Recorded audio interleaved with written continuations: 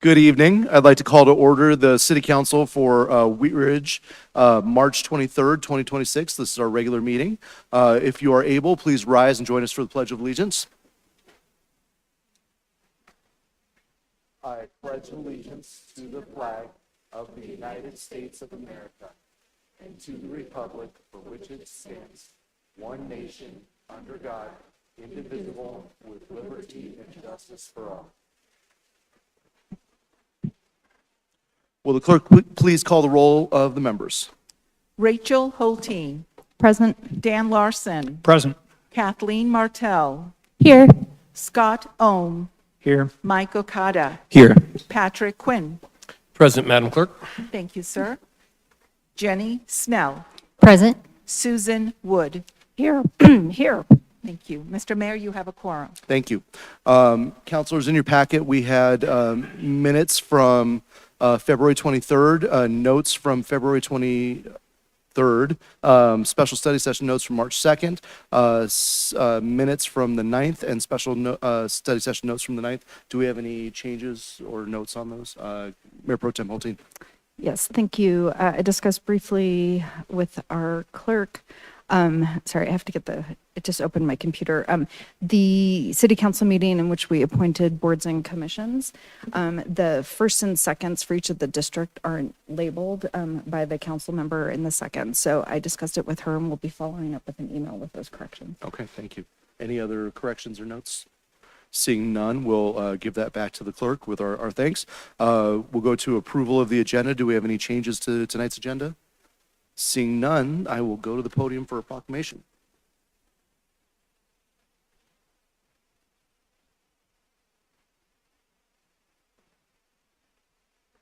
If I could have Cassie Herdert from Donor Alliance join me, and Jane Dvorak from Transplant Games. Tonight we have a proclamation for National Donate Life Month. Whereas April 2026 marks the 23rd National Donate Life Month, a time to raise awareness of organ, eye, and tissue donation, encourage Americans to register as donors, and honor those who have saved and healed lives through the gift of donation. And whereas Colorado has been a leader in the nation with nearly 900,000, that's amazing, 900,000 Coloradans registered to be organ, eye, and tissue donors at the DMV, a decision that reflects deep commitment to one another and confirms that there is good in all of us. And whereas Donor Alliance, along with their community partners on the Colorado State team, educates residents in Colorado on the life-saving benefits of organ and tissue donation, inspires them to register as donors, and encourages them to share their decision with their family. And whereas one donor can save up to 8 lives through organ donation, restore sight in up to 2 people through cornea transplants, and save and heal more than 75 lives through tissue donation. And whereas in Colorado, heroic organ donors provided thousands of life-saving transplants, while others provided tissue donations that saved and healed more than 140,000 lives. And whereas the Denver Transplant Games will bring together the largest celebration of life, June 18th through the 23rd, 2026, to celebrate donors, recipients, families, and caregivers to educate and inspire others about organ donation, transplantation, and wellness. And whereas throughout the month of April, we honor the selfless donors who generously give life to others and celebrate the recipients who receive health and healing. Now, therefore, be it resolved that I, Corey Stites, and the City Council of Wheat Ridge, Colorado, do hereby proclaim the month of April 2026 as National Donate Life Month, in witness thereof this 23rd day of March 2026. Would you like to say a few words? All right. Well, thank you so much, Mayor Stites and council members. It's an honor to be here as both a resident of the Wheat Ridge community and a family member of somebody who received that precious gift of life. On behalf of Donor Alliance, thank you for recognizing April as National Donate Life Month. We deeply appreciate your leadership and commitment to raising awareness about the life-saving impact of organ, eye, and tissue donation. Since 2003, Donor Alliance and communities across the nation have observed April as a time to honor the heroic donors and donor families who have said yes to donation. This generosity brings hope and healing to people across Colorado and Wyoming. It's also a month to encourage our community to register as donors. Today, more than 1,300 people in our community are waiting for that life-saving gift, and thousands more are in need of healing tissue. The need is great, but our state continues to rise to the challenge. I'm proud to share that Colorado has one of the highest rates of donor registry status in the nation. Our registry rate is currently 57%, over 57%, which is significantly higher than the national average of 44%. This speaks to the generosity of Colorado and Wheat Ridge residents and to the impact of community leaders such as yourselves. The tradition of the Donate Life flag began in hospitals where it's flown to honor a donor at the time the gift of life is given. And each April, this tradition expands beyond hospitals. We're excited to highlight this meaningful work at Wheat Ridge High School this year, where my oldest will become a fourth-generation farmer with the upcoming school year. So we're very proud to be a part of this community. We invite you to join us on April 1st at 8 a.m. at Wheat Ridge High School. Hope to see you all there. Thank you again for this honor.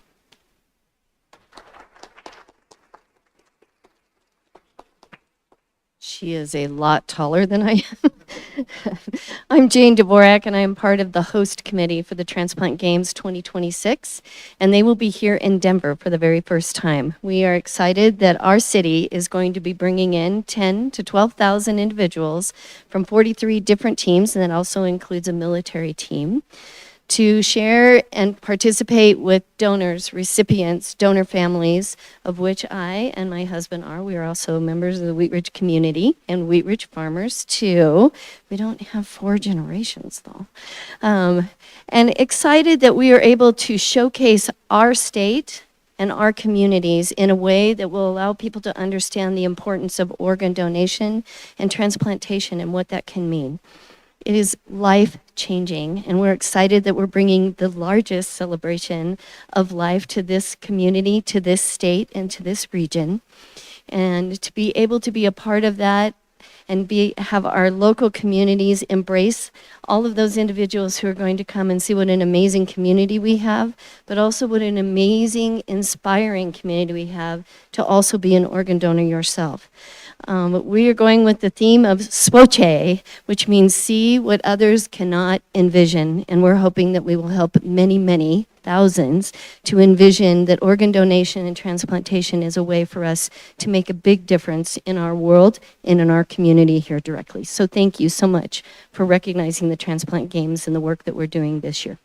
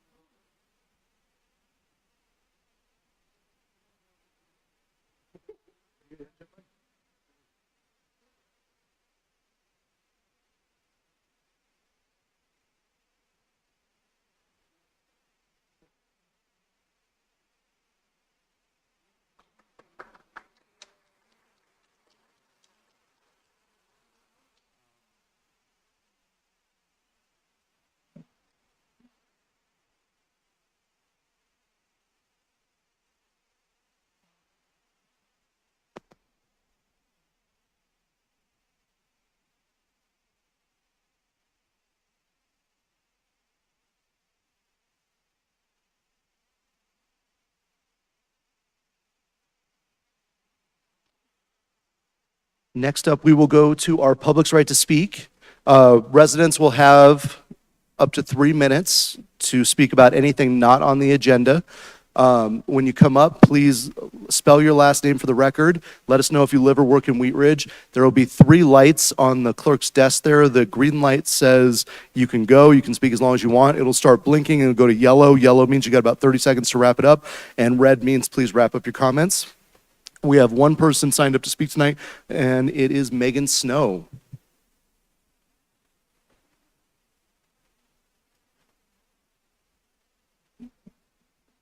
Hello, my name is Megan Snow, S-N-O-W, and I live at 7020 West 35th Avenue. I just wanted to say good evening, Mayor and members of City Council. Thank you so much for recognizing Donate Life Month in April. Organ and tissue donation has impacted my life in profound ways. In 1999, my father received a liver transplant after he was diagnosed with an autoimmune disease. That gift extended his life by 17 years and allowed him to share the milestones, family gatherings, and everyday moments that otherwise would not have been possible. When he passed away, he was able to donate his corneas, giving the gift of sight to someone in need. And then in 2017, my wife and Jenny Snell, also city council member here in Wheat Ridge. Having seen the impact donation had on myself and my family, made the incredibly selfless decision to donate her kidney to a really good friend of ours. Today, our friend is healthy and thriving. It's a powerful example of how one decision can change another person's life forever. I appreciate the City of Wheat Ridge for recognizing Donate Life Month. Thank you.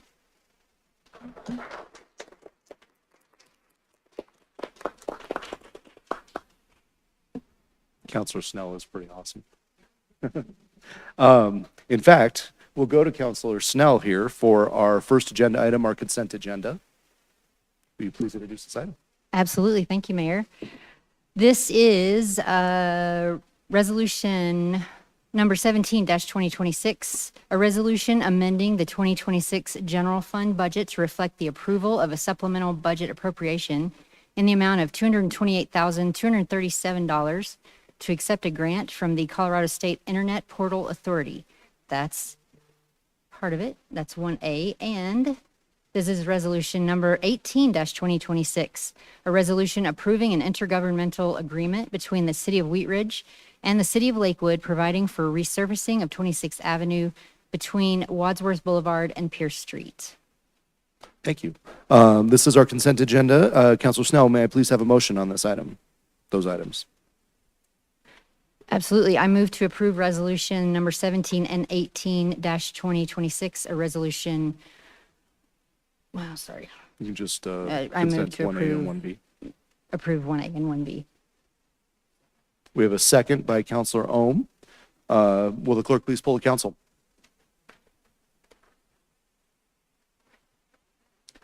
All ayes, no nays, motion carries. Excellent. We'll go on to agenda item number 2. Counselor Martell, will you please introduce this item? Thank you, Mayor. I'd like to introduce Council Bill Number 05-2026, an ordinance amending Chapter 26 of the Wheat Ridge Code of Laws supporting compliance with state legislation regarding housing supportive code amendments to remain eligible for state funding opportunities. At issue, the item under consideration is to amend Chapter 26 of the Wheat Ridge Code of Laws to update the review process for qualifying affordable house projects and to update accessory dwelling unit ADU setback requirements for some zone districts to ensure compliance with state regulations to remain eligible for state funding opportunities. Thank you. This is an ordinance on second reading. It is a public hearing. It is not quasi-judicial. I will open the public hearing. Mr. Goff, do we have a staff presentation on this? We do. Lauren Mikulak, our Community Development Director, is here this evening. Thank you. Thank you, Mayor and Council. I'll just add a couple of brief comments. This item really is intended as a cleanup to ensure that our code aligns with the original policy direction that we've received from Council over the last couple of years. In the case of ADUs, we believed that we were already compliant with the state law and we had differing interpretation from DOLA. So this change really just closes that small gap on the one setback. The other piece relates to administrative approvals. Those would be really used in very limited circumstances, as you saw in the memo, and only when a proposal already meets all of the zoning and development standards. We rarely require public hearings for something that is a use by right. It's somewhat unusual, so this change helps streamline the process while maintaining all of our underlying requirements and fulfilling the commitment that we have made to expedited review for qualifying affordable projects. Overall, we're viewing this really as minor and technical to help improve clarity and consistency in our alignment with the state laws that are, again, keeping us qualified for funding. Thanks. Thank you. We would go to questions from the public. We had nobody signed up, so we'll go to questions from council. Seeing no questions, I will go ahead and close the public hearing and then ask for a motion. Councilor Martell. Thank you, Mayor. I move to approve Council Bill Number 05-2026, an ordinance amending Chapter 26 of the Wheat Ridge Code of Laws supporting compliance with state legislation regarding housing supportive code amendments to remain eligible for state funding opportunities on second reading, order it published, and that it take effect 15 days after final publication as required by the charter. Second. We have a second by Mayor Pro Tem Holteen. Do we have discussion on the motion? Mayor Pro Tem Holteen. Thank you, Mayor. I just wanted to share a story about ADUs. I think when we were first talking about these policies, I realize this is a cleanup, but anytime ADUs come to the forefront, I think sometimes there's perceptions of what they are. And when we first tackled this policy in our city, we were also really striving to make sure that existing non-compliant ADUs would be able to be something that we could recognize through our ordinance. And I believe that we still have the window open for that through August of this year. And just yesterday, I was walking through my neighborhood, and my neighbors were one of the first to pull a permit to build a new ADU. And they were telling me that they have had it consistently rented out to traveling nurses at Lutheran, and that they have really high demand. I mean, it just turns over immediately, and they usually have 3 or 4 applicants that are there for 30 days to 4 months is the longest they've had. But then they were telling me the story of another neighbor who frequently raises concerns with me about the densification of our city, and we're just doing too much to densify it. And it turns out that neighbor also has a non-conforming ADU that was brought into compliance through this. However, this neighbor refuses to reconcile the fact that she also has an ADU. Anyway, ADUs are allowing my neighbors within a block of where I live to do multi-generational housing. The non-conforming ADU is actually housing a granddaughter. And then the other one is housing visiting nurses for our local hospital. So I just want to name that that policy is accomplishing what we set out to accomplish. And I'm glad we're able to clean up the technicalities to remain eligible for other funding that we're going through DOLA. Any other discussion on the motion? Will the clerk please poll the council? 8 ayes, no nays, motion carries. Thank you. We will go to agenda item number 3. Councilor Ohm, will you please introduce this item? Thank you, Mayor. Council Bill number 06-2026, an ordinance approving the sale of city-owned real property and in connection therewith authorizing execution of a purchase and sale agreement. At issue, the purpose of this action is to request city council approval for the sale of approximately 0.31 acres of city-owned real property located at 3805 Wadsworth Boulevard to HCA Health One LLC for a purchase price of $422,500. Approval of this ordinance will also authorize the execution of purchase and sale agreement and associated closing documents. That's good. Thank you. This is a public hearing. This is an ordinance on second reading. It is not quasi judicial. I will open the public hearing. And Mr. Goff, do we have a presentation? We do, a short one. Thank you, Mayor. So tonight we're asking council to approve the sale of city-owned a remnant parcel at 3805 Wadsworth Boulevard. That's the former Midas property at the northwest corner of 38th and Wadsworth. And the execution of a purchase and sale agreement with HCA Health One LLC. We do have representatives from HCA Health One in the audience. They will not have a presentation this evening, but if you have any questions for them, they are available. This 0.31 acre parcel was originally purchased in 2020 for the Improved Wadsworth project. It now is identified as excess property. The original parcel was almost twice the size of what is being sold today, as much of the property was used for the right-of-way that was required for the Wadsworth Improvement Project. Under the city charter, selling real property requires approval by 3/4 of the full council through ordinance. The negotiated purchase price is $422,500, which will be received as a one-time revenue. The city will cover title-related costs and half of the escrow fee, while the buyer covers the survey, platting, and subdivision costs. HCA Health One's purchase is part of a broader redevelopment strategy in the area for the development of a health park at that corner. Their obligation to close is contingent on securing agreements with 2 other properties at this site as well. Property will be sold as is, where is, consistent with the terms of the purchase sale agreement. So if you have any questions, happy to answer those. Thank you. Do you have any questions from council? Councilor Larson. Yes, thank you, Mayor. And I wonder, since we do have the party, HC1 folks here, would you mind just give us like a 2-minute sort of what the plan is? I know we went through all this when we approved the freestanding emergency room ordinance last year. memories fade, and I wonder if we could just get maybe a real quick sort of, okay, here's what the plan is, if everything goes well. If you could tell us what the plan is for that corner. Step up here, please.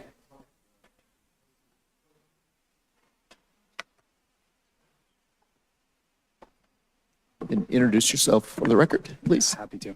Can you guys hear me? Awesome. Casey Goober, I'm the CEO of Rose Medical Center, which is part of HCA. We're kind of by the Cherry Creek area. We've been working on this project for a while. I think it's been about a year and a half. Infill land assemblies take a little bit of time, and really our plan is to create a destination health park for the city of Wheat Ridge and the surrounding communities. We've identified this area based on traffic patterns, based on preventing noise in neighborhoods. And the plan is to essentially build a 14,000 square foot freestanding emergency department that is going to go long ways up Wadsworth. We're going to acquire the Reese's Dental Building, the Midas property, and then essentially the 4.5 acres of the Wilmore Shopping Center. The plan is to convert the Wilmore Shopping Center into 2 medical office buildings. We're still not sure if we're going to use the existing infrastructure long-term or demolish that to build a new medical office building to start. We're for sure going to use the existing infrastructure, which already houses a bunch of medical tenants as well. And then we've been in the process of recruiting other subspecialties to be present and add value to your community. That's great, thank you. You're welcome. Thank you. Any other questions from council? Mayor Pro Tem Holty. Thank you. Can you just provide an update of the status of negotiation of the other properties? Yeah, we're in final red lines with all of them. Yep. Any It's other a big questions? project. It's been an interesting navigation. All right. Seeing no other questions, I will go ahead and close the public hearing. Thank you, Mr. Goober. And then I will ask for a motion. Councilor Owen. Thank you, Mayor. I move to approve Council Bill number 06-2026, an ordinance approving the sale of city-owned real property and in connection therewith authorizing execution of a purchase and sale agreement, and that it takes 15 days after final publication as required by the charter. I have a second by Councilor Snell. Do we have any discussion on the motion? Seeing none, will the clerk please poll the council? 8 ayes, no nays, motion carries. Great. We will move on to agenda item number 4. Mayor Pro Tem Holteen, will you please introduce this item? Thank you, Mayor. I'd like to introduce Council Bill number 7, 2026, an ordinance amending the Wheat Ridge Municipal Code concerning animal welfare and regulations for the same. At issue, several sections of the city's animal code are outdated, inconsistent, confusing, and do not reflect current needs or practices. As such, staff propose several amendments to the Wheat Ridge Animal and Land Use Code for the City Council's consideration. Thank you. This is an item on first reading to set the day and time for a public hearing. Mayor Pro Tem Holteen, will you please give us a motion? I move to approve Council Bill number 7, 2026, an ordinance amending the Wheat Ridge Code of Laws concerning animal welfare and regulations for the same, order it published public hearing set for Monday, April 13th, 2026 at 6:30 p.m. as a virtual meeting and in City Council chambers, 7500 West 29th Avenue, and that it takes effect 15 days after final publication as provided by Section 511 of the Charter. I have a second by Councilor Ohm. Will the clerk please poll the council? 8 ayes, no nays, motion carries. Thank you. Moving on to agenda item number 5. Councilor Larson, will you please introduce this item? Yes, thank you, Mayor. This is Council Bill number 08-2026, an ordinance amending Chapter 13 of the Wheat Ridge Code of Laws concerning vehicles and traffic by adding a new section 13-7 concerning the violation of vehicle registration requirements to allow for the citation of vehicle registration violations into municipal court. At issue, Colorado House Bill 25-1112 empowers local authorities in Colorado to enforce vehicle registration laws, enabling them to issue penalties for unregistered vehicles within their jurisdictions. This ordinance is modeled to incorporate elements of the new law for enforcement within the city. Thank you. This is an item on first reading to set the date and time and location for a public hearing. Councilor Larson, will you please give us a motion? Yes, thank you, Mayor. I move to approve Council Bill number 08-2026, an ordinance amending Chapter 13 of the Wheat Ridge Code of Laws concerning vehicles and traffic by adding a new section 13-7 concerning the violation of vehicle registration requirements to allow for the citation of vehicle registration violations into municipal court. Ordered, published, public hearing set for Monday, April 13th, 2026 at 6:30 PM as a virtual meeting and in City Council chambers, 7500 West 29th Avenue, and that it takes effect upon adoption as provided by Section 5.11 of the Charter. Second. I have a second by Councilor Wood. Will the clerk please poll the council? 8 ayes, no nays, motion carries. Thank you. We will go to our next agenda item, which is city managers matters. Thank you, Mayor. I don't have anything else this evening, but the city attorney did want me to let you know he is available on Zoom. He had an emergency at home. He couldn't make it down, but he is on Zoom if you need him. Okay. I imagine he probably doesn't have a presentation then. Okay. All right, so we'll go to elected officials matters, and we will start with Councilor Okada. Thank you, Mayor. Just wanted to point out I was one of the lucky recipients of the city survey. And since my birthday was on the 26th, I got a chance to fill it out. I think it says something like 21 to 25 minutes, which is oddly specific. And so I was expecting it to be 21 to 25 minutes. And for me, it was actually 17. So I do highly encourage residents who receive that survey to take it and get that feedback, which is really important. It's one of the it's one of the many ways that we as council members get feedback from our community to be able to understand better how to represent everybody out there. Since I'm first, I also get to say I had a great time in Washington, D.C., getting a chance at the National League of Cities Conference to learn from other cities about what's working for them, what's not working for them.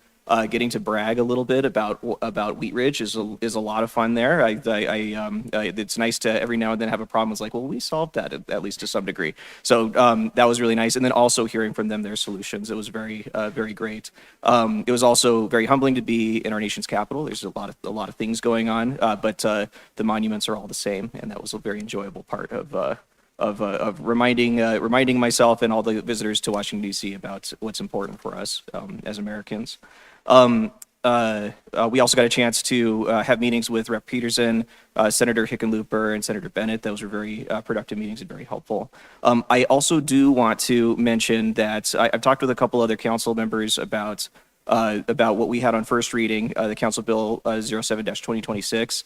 I want to make sure that that the rest of council knows, but also that people who are watching and listening know that that a couple of council members, including myself, have identified a potential need for amendment to the amendments that are in that. So we're taking a look at that, but we'll make sure to be communicative in what we hear about from city staff on that regard, and also what needs to change in the language that's existing in there to protect our businesses that we have in our city.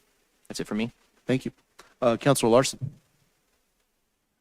Yes, thank you, Mayor. And first off, and I want to get this on the record, I'm requesting a study session agenda item concerning a request from the Wheat Ridge Historical Society on a fairly serious issue they're facing going into the new year.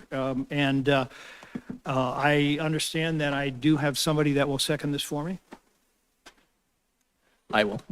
Okay. Thank you, Council Member Okada. This last week was fairly busy. I did get a chance to testify on House Bill 1071 with Chief Murtha on Thursday. That was a lot of fun, watching how this the sausage gets made. I believe the support in the Senate will carry forward. It passed out of the committee 6-2, so it is moving ahead. And as you recall, this is one of the bills that the Legislative Affairs Committee said that we will support and bring forward. I wanted to make a note that I noticed on social media that we continue to see complaints about traffic light timing, where especially left turns on, for example, 44th onto Kipling, the left turn arrows are way too short. And so requesting that our traffic management folks have a look at the timing of the traffic lights and the timing of the signals. The other thing that I wanted to bring up was that, being St. Patrick's Day last week, I had the opportunity to see sort of either end of the adult demographic in Wheat Ridge. I was at Clancy's on Tuesday night for their St. Patrick's Day, and being one of the oldest people there, I felt that I would skip the beer for the night and just try some of the food, and it was very good. And then on Friday, I was lucky enough to attend the Active Adult Center event, St. Patrick's Day event, with some wonderful food, some interesting entertainment. A person was up playing bagpipes. I'm not a big fan of bagpipes, but they did okay. And then told stories, Irish stories from back in the day, back in the old country. So it was a very interesting week, very busy. If you recall, the weather was very nice, and I think we are going to continue with the good weather for a while. And March Madness is here. Hope everybody's filled out their brackets and you're doing well. Thanks. Or you're already busted out and you're done. Counselor Wood.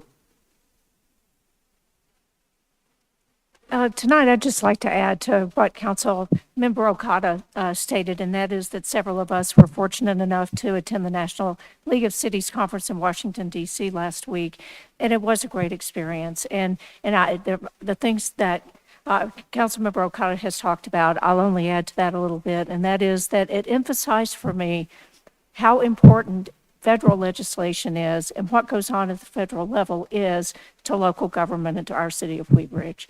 So as was noted previously, we did have that opportunity to talk to our representatives and our senators, and I do think it was productive and a wonderful thing.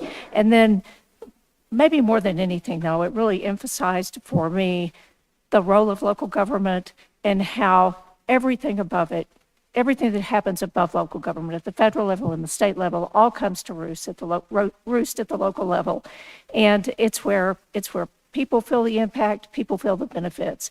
And it's wonderful to be with like-minded individuals who are working in their own communities with that same way of looking at things. It was a great experience and very much a learning experience for me. So I was grateful for the opportunity to be there. Thank you. Counselor Quinn. Thanks, Mr. Mayor. I can't say it any better than Counselor Wood about going to Washington, D.C. and being a part of the NLC event. Had some very good speakers, some very good panels the 2 days that we were there, and I learned a bunch. I can't agree anymore on how important those things are, same as Susan had said. I do want to take 2 seconds and recognize Counselor Snell. I had no idea what you did. You gave a life-saving gift to an individual, and that just says a whole lot about you. And I can't top that. I think that's all I have, Mr. Mayor. Thank you. Counselor Martell. Thank you, Mayor. Again, I'd like to echo my peers that were also able to attend the conference in DC. I was with that group. And the one thing I'd like to add is I think the overriding theme of the conference was that local governments deliver. And I really tried to keep that message with me as we come back here and come back to the dais and come back to our agendas and our projects and really think about how, as local members of this community, we really deliver for each other. And so again, thank you to the city for the opportunity to participate in that. I do have a couple updates. I'm really looking forward to April 1st here in Wheat Ridge, and not because of any pranks that I'm not planning or anyone else might be planning, but we have 2 big things in the community on April 1st. The first one is the Clear Creek Makerspace has its 2nd birthday celebration at the Makerspace. And then also the April 1st is opening day for Happiness Gardens Community Garden. And I know that Mayor Pro Tem Holteen is a huge advocate for Happiness Gardens, but you'll be hearing about it double this season from both of us. And I'm just very excited to be a part of it again this year. Is it okay to ask questions at this time? I was wondering, Councilmember Larson, if you could tell us what the issue with the Historic Society is, or is this a time we should address that or wait for the study session? I think he's got a second for the study session, so the Mayor Pro Tem and City Manager will get it on. We'll get it. Okay, perfect. I wasn't sure if we could get a heads up now or not. Okay, that's all I got. Thank you. And, you okay with the question? yes, I'm happy to discuss this. It's a fairly long request they're making, and, but it is fairly dire. They're facing some serious issues, so, yes. But any time during the week, yeah. Okay, cool. Yes, Councilor thank you. Snell. Thank you, Mayor. Well, I'll just also give my 2 cents about our trip to Washington, D.C. On this, I really want to just take a moment to commend the voters of Wheat Ridge, because the council that you have selected in front of you is an amazing group of people who care, who are very empathetic, who are kind, and who have our community at the very forefront of everything that they do. Every interaction that I've had, and I was so lucky to get to spend time just talking and getting to know my fellow counselors. And I'm a firm believer in this council, and I know that there's so much good here, and there's so much love and concern for Wheat Ridge and for the residents here. And so I just want to commend the voters for actually putting this council here. So I also think it is an incredible experience to get to go and connect with counselors from other cities. Sometimes it's really nice to know that other folks are seeing some of the same things, so that we can share ideas. But yeah, great time and excellent learning opportunity for me. I do want to mention that April 7th it's time for District 1 office hours again, and we're moving locations to Ann's Pie Cafe, which is on 29th, next to Wheat Ridge Meats. So Councilor Martell and I will be there from 9 to 11 a.m. Please feel free to join us for any or all of that time, just to ask questions, bring concerns, enjoy some pie and coffee, smoothies, whatever you got, whatever you'd like. They have a great little location, and we will be there. That's our location for the next quarter. And just to end on a note about our proclamation earlier this evening for Donate Life Month, it's something that, as you learned, is very close to my heart and my family's heart. And there is an event also that happens in July every year that is, it's called the Donor Dash, and it's one of the biggest 5K run walks around, and it happens every July. My family and I have a team every year, and I am right now inviting all of you to join us. If you want, reach out. I'll gladly give you more information, but it's a great time, and it's one of the biggest events to highlight organ and tissue donation. That's all I got. Thank you. Thank you. Councilor Ohm. Thank you, Mayor. It sounds like a great time by all was had in DC. The one thing I want to get serious about is water. For the first time, I've been living here for about 20 years, and you know, usually I've seen some pretty bad years, and Denver Water will say, you know, we need to cut back on water around May 1st, and this year they said March 25th that they're going to go in a stage 1 restriction. And so I would encourage everybody, you know, water your trees, try to hold back on the grass. Personally, I'm kind of done with my Kentucky bluegrass. I'll be ripping out some patches of some grass and reseeding those with something that's more drought tolerant. And so I would just really, you know, really tell everybody in the city, like, please do not water during the day. You know, try to conserve the water. On a happier note, we are getting on the edge of redbud season. And for those that don't know what redbuds are, they have these amazing reddish colored blooms on it. When I go on my walks down 41st and drift over to District 4, it's amazing. There's some really old redbud trees all around, you know, District 2 and District 4. Usually I see them a little closer to tax time, but they're budding right now, and it's going to be amazing. So thank you. Thank you. Mayor Pro Tem Holteen. Thank you. I actually have a red bud in my backyard that I got through the Wheat Ridge tree sail, and I can confirm it is budding and beautiful. And I'm glad I actually did deep watering of my trees this weekend. If I'm going to use water, it's for my newer trees. A couple things I want to recognize Councilmember Snell again, just for showing up as a good human in a world that needs good humans. And my mom was on a waiting list for a kidney donation, and unfortunately did not receive that donation in time. But I know that those are important and life-saving activities. I want to just bring up a couple of things.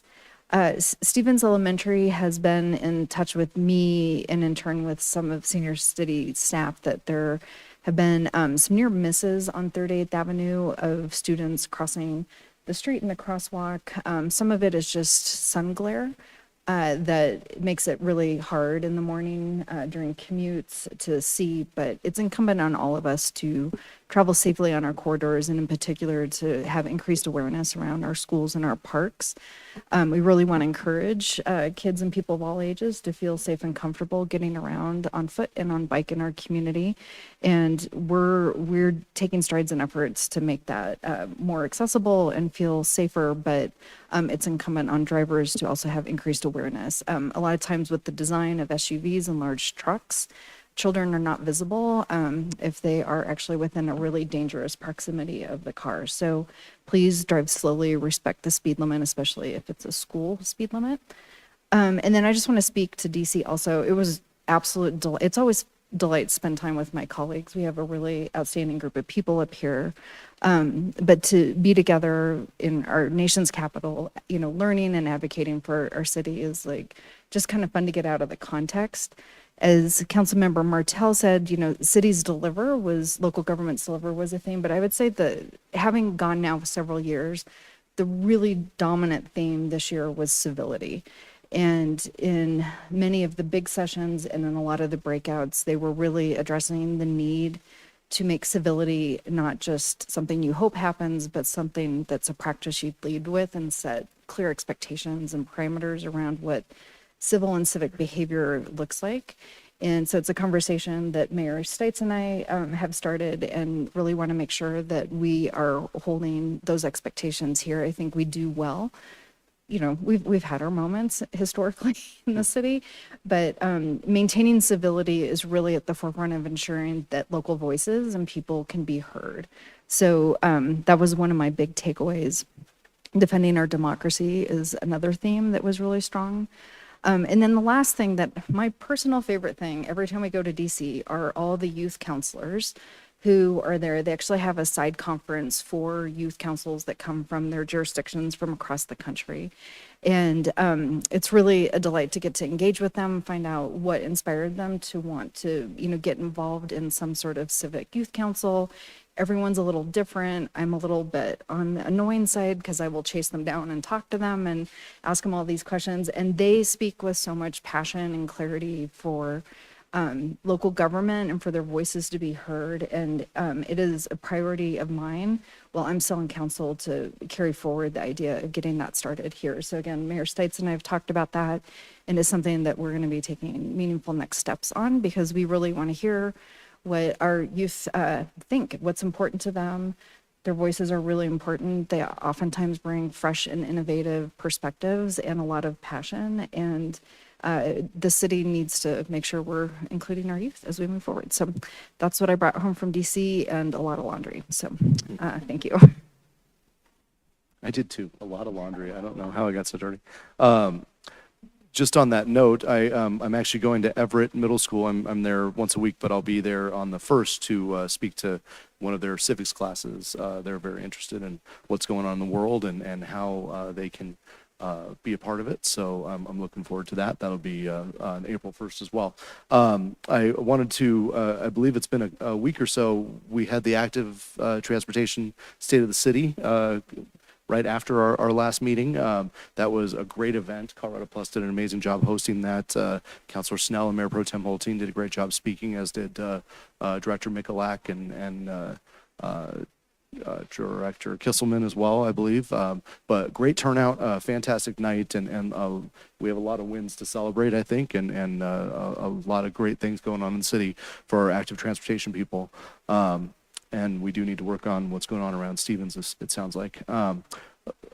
One of the last things I did in Colorado before I jumped on a plane to DC was go to Coffee with the Mayor on Saturday the 23rd. Great turnout, great conversation. The Active Adult Center did an amazing job hosting that for us.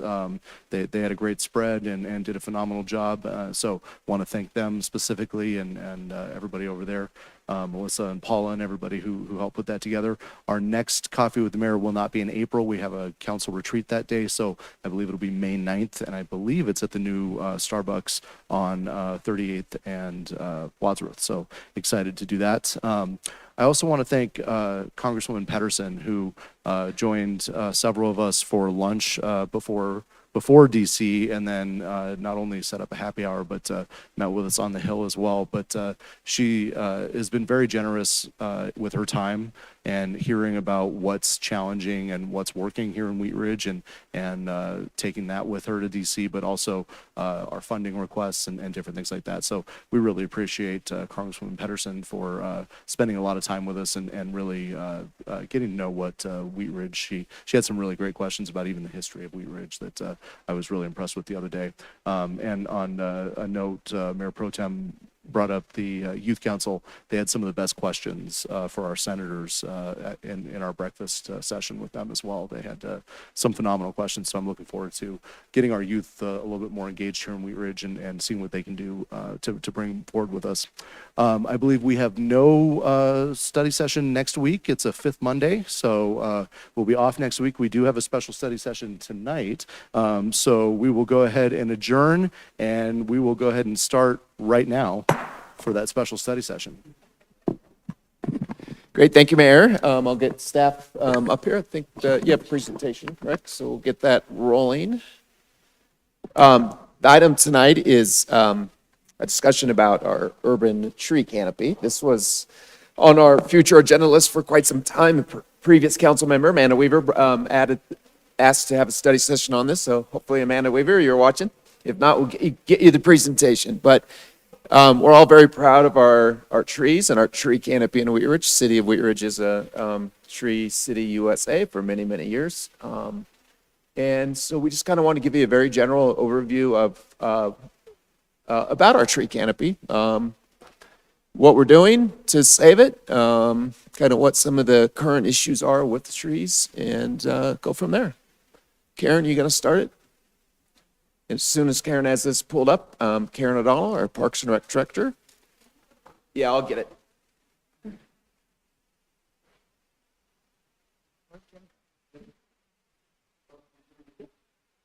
Where did Jim go?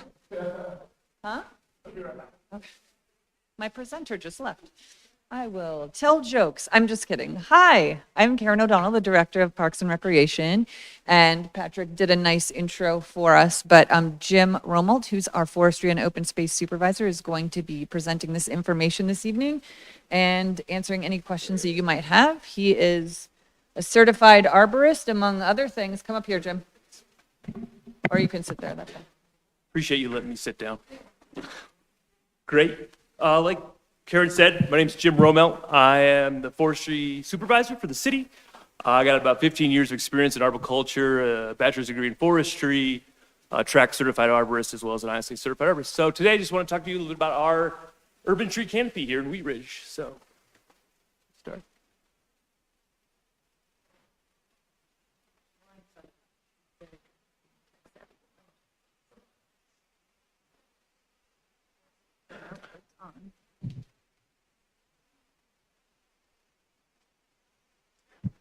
Not your fault.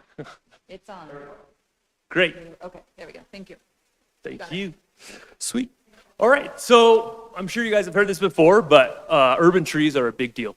They provide numerous benefits for us, right? So reduce the urban heat island effect, they improve the air quality, reduce stormwater runoff, increase property values, and improve community health and livability. I mean, there's science out there that proves healing is faster in hospitals when you can see out a window and see a tree.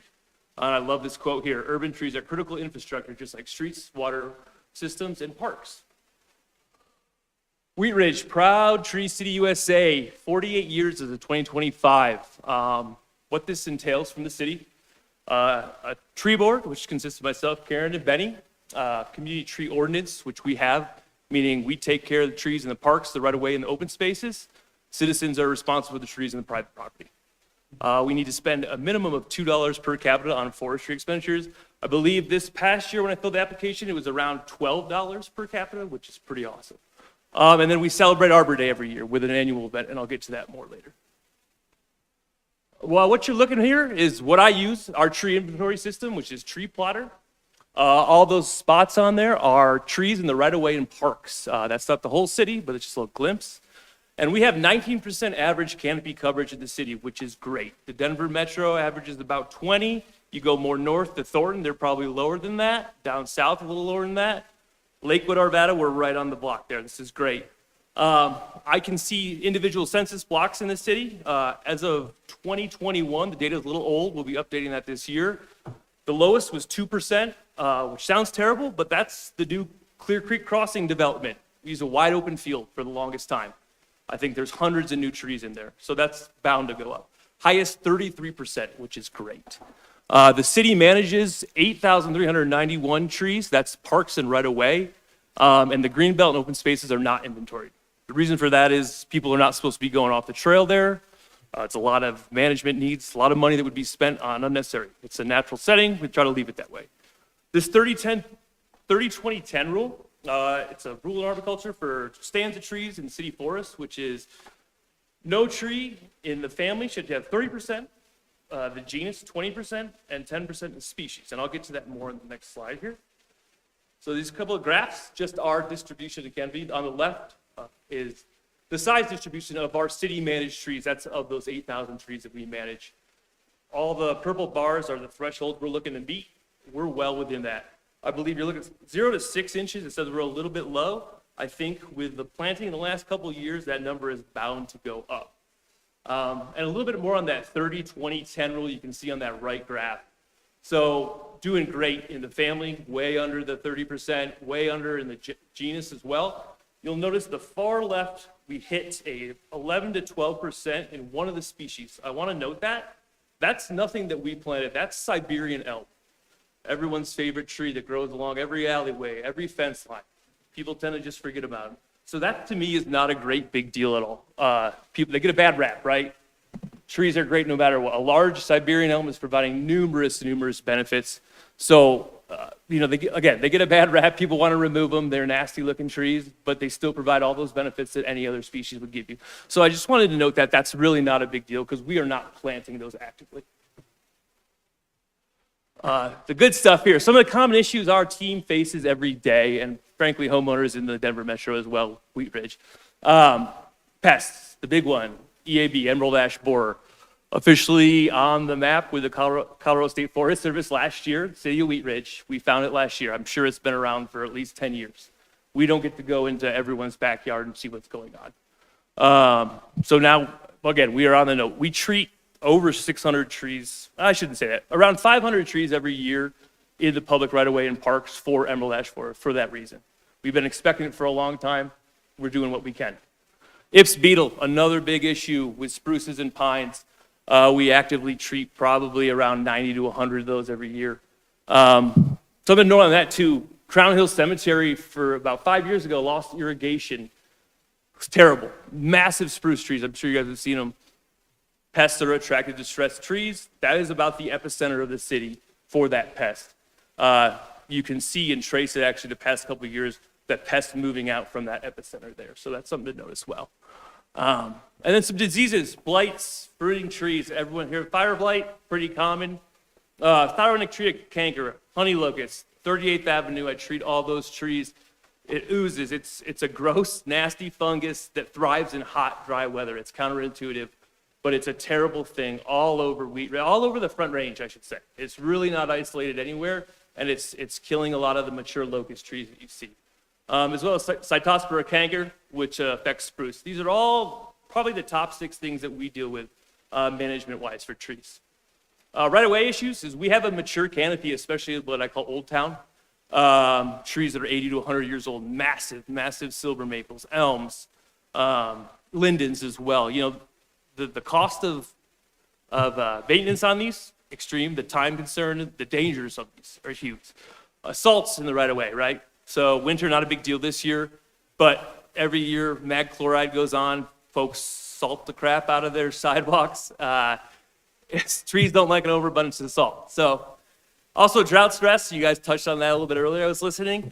This year is going to be extra bad. So I think what you'll see from the city staff is a lot more consistent watering in the parks and right-of-ways. So I encourage you all to, as Rachel said, deep water your trees. That's great. So thank you for that. And then just overall maintenance. The aging canopy equals more maintenance, like I said, and the establishment of the new trees. You know, everyone loves to plant trees, but they don't like to take care of it afterwards, and that's just a big issue. So these are some numbers, the management numbers from last year. 396 trees planted. That includes capital projects like the Wadsworth project, the Green on 38th project, things like that. 206 trees were pruned. That's not simply going and cutting one dress. That's a full prune on a tree, which can take half a day if it's a mature tree.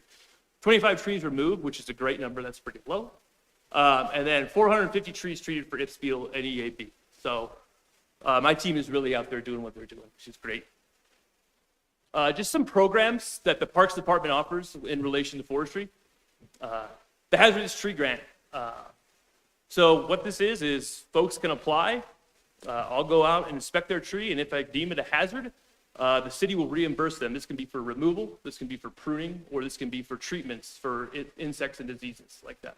Last year we had 57 applicants, 35 were awarded, totaling a little bit over $32,000. Again, they must use an approved contractor by the city. That's someone who has their business license and their arborist license in the city. We have an annual tree sale where last year we sold 90 trees. It's about 80 to 90 on average. We've been doing it for 4 years now. If you guys are interested, April 18th at Anderson Park from 9 to 12 p.m., 9 a.m. to 12 p.m. And then we have a branch drop, you know, those winter storms, those spring storms.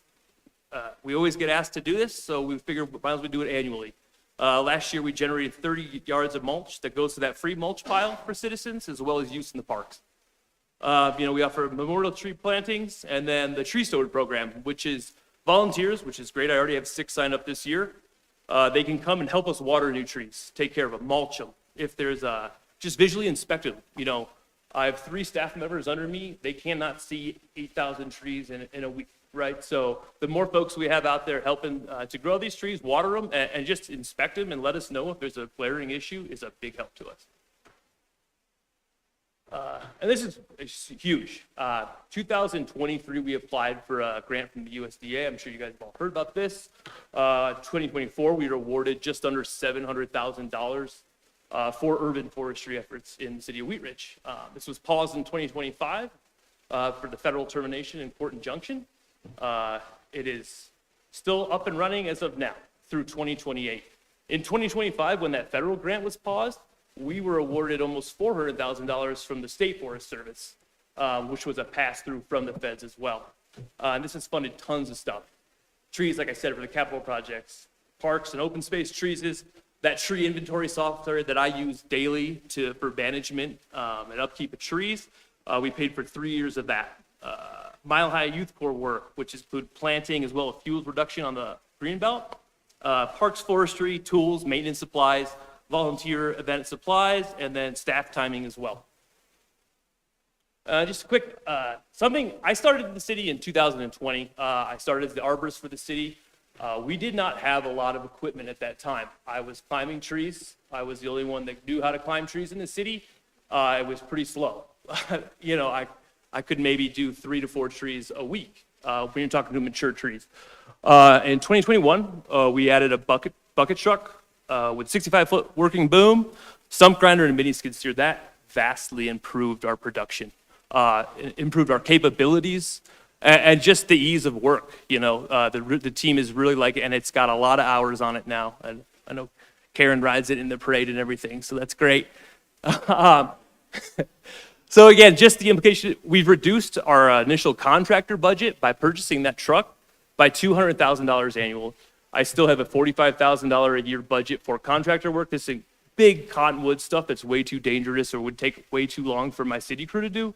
We still pay for them to that. And then we just, again, increased a lot of capabilities with this. This is our team. Dave's the forestry technician. He's directly under me. Jared and Ray are the forestry assistants. Dave has a lot of experience in the plant healthcare world, private contractor for a long while. And Jared and Ray are kind of new to the business, but doing great. So just if you ever see him, give him a shout. That'd be great. And just a little props to our Arbor Day event. Yeah, every year to fulfill that need for the Tree City USA, we plant around 30 to 50 trees, usually in parks and open space, provide education for the community, and then there's an emphasis on environmental care and stewardship of these plants. Partners in the past have been the Rotary Clubs, schools, and the Crown Hill Open Space. And just to shout out again, 2026, if you guys are interested in coming, it's going to be east of Bass Lake. We'll be meeting at Prospect Park, I believe, at 8 a.m. I'd love to see you guys there. I really appreciate you, and if you have any questions, fire them away. Thank you. Yep. Do you have any questions? Only if they really wanted to see it. Yeah. Councilor Martell. Thank you for a great presentation. Can you tell us more about the Tree Memorial Program? Sure. So I don't want to get my wording wrong here, but it's a combination with the Wheat Ridge Memorial Society, Memorial Foundation. They will provide up to $125. The citizen who requests the tree will pay for the rest. I often provide guidance in the species and what they want to plant. And where do they want to plant? Do they want to plant in a park? Or do they want an open space? I'll give them guidance in that tree. So it's all about the right tree in the right place, and we want to see these things survive. It's a simple application process. I think last year we had 15. I've seen since I've been here probably 5 to 15 on average per year. And again, you can just apply online. It's right there in the Rooted and Fun website, if you can navigate that. And you just go through me. And again, I have to approve the species. I often kind of give them guidance, say, I think this would do well here, and go from there. Does it include a placard or? No, so a we notice? used to do that, but there was a lot of maintenance issues with the mow crew hitting them. They're getting buried. There was a list way before I started from the early 2000s when they had placards, and as we were planting new trees or stump grinding or removing trees, we'd hit these old placards that had no inventory. So now we inventory where all these trees are, we map where all their trees are, and there's a going list. But no, that does not include a placard. Thank you very much. Thank you. Councilor Ohm. Thank you for the presentation. Sure. So a couple questions are, I've seen a lot of, spruce trees definitely have a lot of insect issues. Yeah. The other issue that I see a lot in Wheat Ridge is wind. Certainly. They tend to blow over in the high winds. I don't know if you've noticed that, but there was probably 7 or 8 at Wilmer Davis a few years ago, knocked out power to residents. Yep. So I'm sorry to interrupt you, but especially with spruce trees, they're very shallow rooted. Everyone thinks there's a big taproot on a tree. That's not the case at all. Colorado blue spruce is native to the Rocky Mountains, right? There's not a lot of deep soil up there. These roots grow out shallow, probably within 2 feet of the soil surface. That's why you're going to see a lot of wind throw there. And again, going back to that mature canopy in the right of way, and especially in people's homes too, big branches are going to fall out of large mature trees. Silver maples were overplanted in the 50s. They're a beautiful tree in the right place. When it's 40-inch diameter and 100 feet tall in the right of way or behind your house, they're notoriously weak wooded and they rot easily. And we see that all over the city. So, again, the proper pruning, education going out there to homeowners and just us doing our due diligence is pretty much how we combat that. Yes, I had a silver maple and it rotted and had to take that out. Yeah. Another one question I had too was, is there anything in the city right now, either educating about the Tree of Heaven? I know our neighbor Mountain View has kind of they've made it clear that they do not want that Tree of Heaven anywhere in the city, and so they're trying hard to eradicate it. What is the city of Wheat Ridge doing? Yeah, so again, it's on the state do not plant list. What we do, we remove them from parks. Often they're suckers.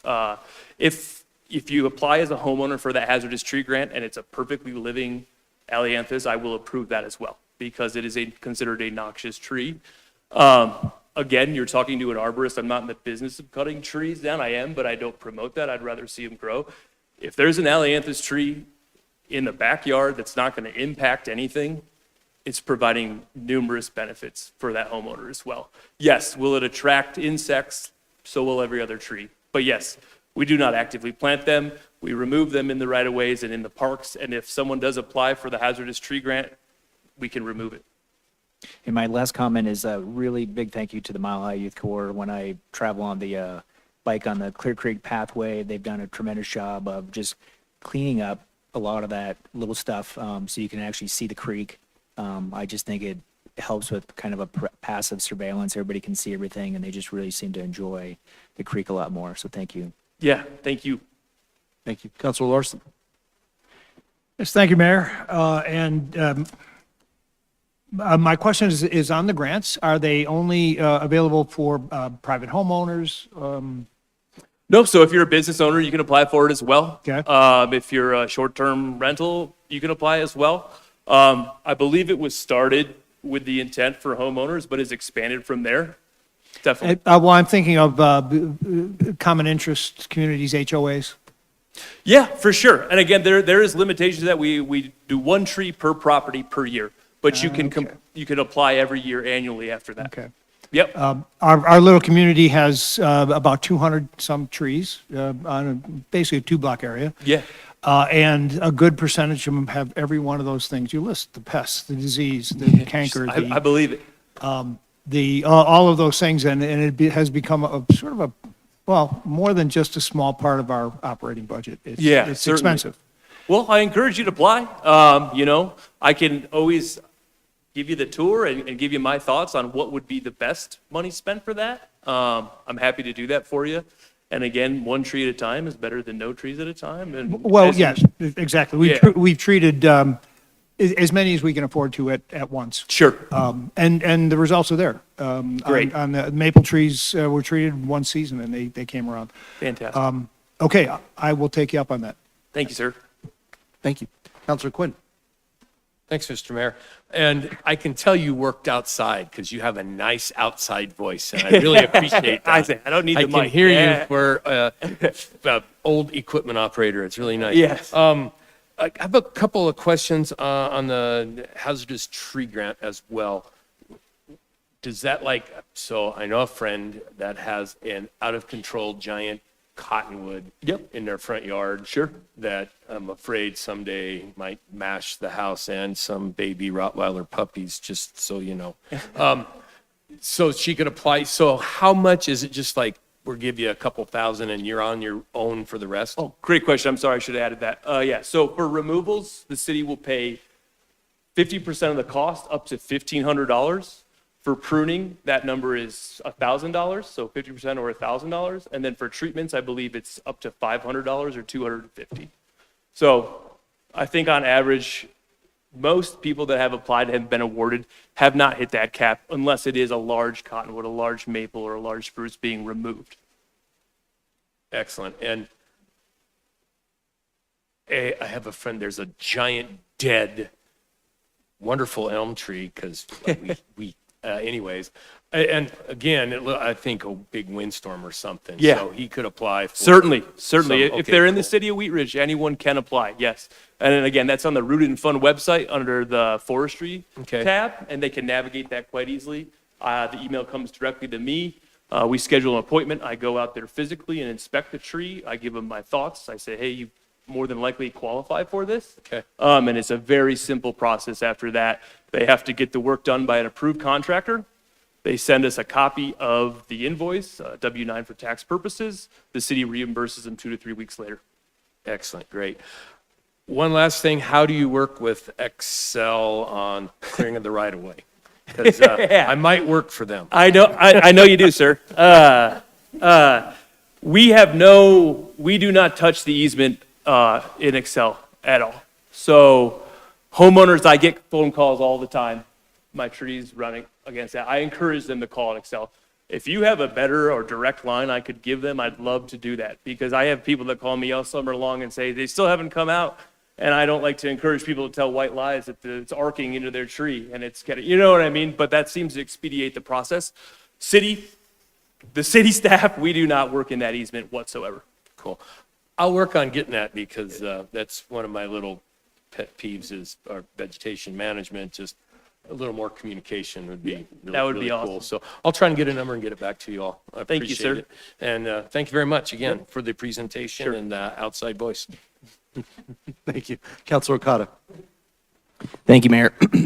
I took general horticulture at CSU, and I got a chance to get just a tiny little slice into your world, just enough to know that it's harder work than it looks, and it's really important work. So I want to say thank you for that. I have a comment and a question on the tree plotter map. Starting with the comment. On the Rooted in Fun website, the formatting, maybe just for me, but the formatting made it very difficult for me to take a look through that. I was able to grab a piece of that link and be able to put it somewhere else and get the full thing from the Tree Plotter website itself. And it's a beautiful little tool. I probably spent more time than I should exploring through. I love to hear that. It was really cool seeing the fruits of the work that's being done there too, and exactly where pieces are. My question about the Tree Plotter, that map, I believe it was. It's specific. I don't want to make this assumption, so I want to clarify. It's specifically every dot on there is a city-maintained tree. That's correct. Any tree that's not city-maintained doesn't show up as a dot. That's correct. And all city-maintained trees are a dot. That is correct, sir. Yep, except again, not open spaces, because again, we have 300 acres of open space. It's just not practical for us to inventory that forest. And again, when there's not folks that are going to be impacted by a tree out in the middle of a field somewhere, there's really no need to manage it. We let it do what it does in a natural forest setting. So Perfect. That's super clear. Yep. Thank you very much. Yep, thank you. Thank you. Counselor Snell. Thank you, Mayor. I'll be brief. Counselor Quinn teed this up perfectly. So I've heard from a few residents that have gotten a really great not trim job from Excel because obviously their tree was impeding and could cause a danger with the power lines. So this is a little bit out of your presentation, but what advice would you lend to someone, a homeowner who would like to avoid having one of those hack Sure. jobs from Excel? The first thing is if you're planting a new tree is the right tree in the right place. You don't want to plant a tree that's going to have a mature height of 80 feet under any power lines because you're going to see what we're seeing now, the hack job. And that's not Excel. They contract that work out, I might say. True. But that's a notorious thing all over I've lived all over this country, and that's a notorious thing, East Coast to West Coast. They have a lot of lines that they have to maintain. It's often a contractor, so they come in there, they hack job it, they get it away, they get it safe, they get it clear, and they leave the brush a lot of the times. That can be fixed. A good arborist is going to know how to fix that. There's the proper way to prune a tree. There's the wrong way to prune a tree. And structural pruning is an art, frankly. And it's not just Excel. It's folks that maybe, biased, don't have a business being in the business. But they are, just calling a reputable arborist company and seeing if they can come out and amend that tree. Letting it grow back a little bit and then targeting certain branches is a better way to do it as well. And again, but the number one thing is plant the right tree in the right place. Do not plant a large growing tree under that, and that issue will never happen. Got it. That's really helpful. Yep. Thank you. You bet. Thank you. Mayor Pro Tem Holton. Thank you. Some of my questions were already asked. First of all, I did the tree program last year and got some great advice. But through the program was able to actually trim some pretty dangerous limbs overhanging the right of way that I had a lot of fear that they would fall on a pedestrian or a car. So I have peace of mind and really appreciated the program. A couple of things I just want to confirm. So with the program, you're mentioning treatment. Is it treating existing disease or does it include preventative treatment? No, preventative would definitely qualify as well. Okay. We're just trying to keep the urban canopy helpful, and I think preventative maintenance is almost better than reactive maintenance. That is good. I think it maybe would be helpful in the communications to mention that it's treatment for both existing and preventative. I had a neighbor who was not sure about that. Who's got Certainly. a beautiful ash tree that I love almost like my child. Yeah. And I'm invested in this ash tree deeply. So, Certainly. Okay, cool. I feel like we all have our personal tree issues. Oh, up yeah. here. It's like tree therapy. Yeah. Yeah, thank you. We love our trees. I want to mention in the years that I've been involved in Wheat Ridge and really engaged with like the culture of the city, a lot of times when we're doing policy, I would say like the trees are consistently across, no matter how long you've lived here or like where you land in the city, like the passion and commitment to the trees is like a unifying piece of our culture. So I just really appreciate your personal passion and skills, and that it's something that our Parks and Rec department is like really prioritizing, and I hope this council will continue to do that. On that end, my colleague, Councilmember Ohm, brought up the trees of heaven, which are the most ironically named trees. I do want to mention, I know you have a passion for keeping healthy trees no matter how weedy they are. When I've walked the district, I've had a couple of people who really feel like they're battling the suckers from their neighbor's tree in their yard, which creates like a huge burden, especially on like rental properties that may not be in the business of like pruning trees. So I just want to bring that forward. This is not a tree, but encounters some of the same issues. When Councilmember Ohm and I were walking the district, we have a resident who's really concerned about the pampas grass in the right of way, creating like a nuisance that is like impacting their yard and like their landscaping. Is that something that I know it's not a tree, but it kind of falls a little bit in the same sort of like pest right of way maintenance stuff? That would be the horticulture department, definitely, Okay. which is under me as well. So I believe I'm not as well versed on grasses and perennial plants as well by any means, but as long as it's out of the site triangle, that's what our concern is. I know they get very large and they can impact vision and sight as well. And I do know that they seed prolifically and they do spread. The best I can do is offer to my team that is no longer planted. I really, really don't think that they're planting them much anymore.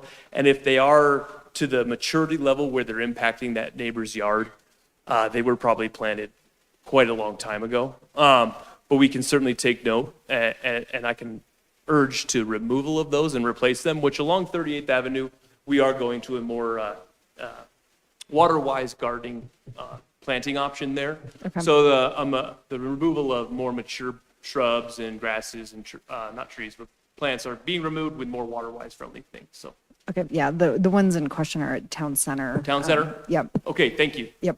And then I just want to make mention of all the baby fruit trees at Happiness Gardens, since Happiness Gardens has come up tonight. It's really exciting to see them. I mean, they're little baby trees, but it's really fun to see that investment in our garden. I know that like some of our funding access for some of these tree investments is a little bit more threadbare than when we had the big grant that got frozen. But as we walk around the city and we see the little baby trees in our parks, send them some good vibes because we want them to grow to be really big. And I just want to mention, like, it was really cool to see the data around how we maintain our canopy. Like, I'd never seen that, like, young to old tree and like how that is looked at holistically across an ecosystem. I have a botany degree. That is not useful for tree canopy stuff. So it was really good to know that like there's a data and a science behind it. Awesome. And just really appreciate that we're doing well, and may we continue for generations to be Tree City USA. Cheers to that. And yeah, just the important thing with urban trees especially is diversity is key. With those major pests like emerald ash borer, I believe ash is sitting at right around 12 to 15% of our urban canopy. The entire Front Range is right around that number. If it were to wipe all that out, that's a lot of trees gone. I'm from the East Coast originally, and it already happened there. It's devastating to see. So that's why we really do promote and encourage diversity when planting the trees I pick for the tree sale, 20 different species. Any education I do, that's probably the number one topic I talk about. So thanks for bringing that up. Thank you. Any other questions? Counselor Wood. Actually, I really don't have any question. I just wanted to say thank you for what you do. I have large trees in my yard. I know the cost that's involved in taking care of them. We had one that required a big crane to lift it out because it was 60% dead. And to know that you provide assistance, although that's an expensive thing to do, but any help is appreciated. And that will keep the trees that we have healthy and will help the appearance, even in terms of the ones that we have to remove. So I just thank you for the work you do. I don't know that other communities offer the assistance that you do, that we do here. So thank you. Thank you. And I thank you all for your continued support for not only my team, but the Parks Department as well. You guys have always been behind us 100%, and we really do appreciate that. Thank you. Councilor Okada. Thank you. One quick question occurred to me as we were talking about the emerald ash borer. The Siberian elm, the one that we do have a lot of over 10% of in species, is it particularly vulnerable to any pests that might cause a problem? Yeah, Japanese beetle, elm leaf beetle, more aesthetics than structural damage at all, whereas EAB will destroy the cambium of the tree and kill it within a couple of years. It's more aesthetically and unpleasing insects, but there's other things you could treat that with as well. Awesome. Thank you. Yep. Thank you. Any other questions or comments? Fantastic. Mr. Goff, do you have anything else? No, that's it. Just want to thank staff for coming, and we weren't looking for any direction this evening, just informational. Fantastic. Great presentation. Thank you very much. Thank you. Seeing nothing else tonight, we will be back. Again, we have next month. Oh, Councilor Quinn. I would be really a horrible counselor if I didn't mention that Counselor Wood and I are having our district meeting April 10 at Esther's. April 10th. Okay. Yes. That's so, Friday, right? No, it's a Saturday. So it's the day after your. Should be. Double check that because the 11th is a Saturday. That's the day we have our. Well, we were going to do it the 4th, but I think it got moved. We might. You guys may want to double check because that. I saw it on the Facebook page and I went, oh, okay, April 10th.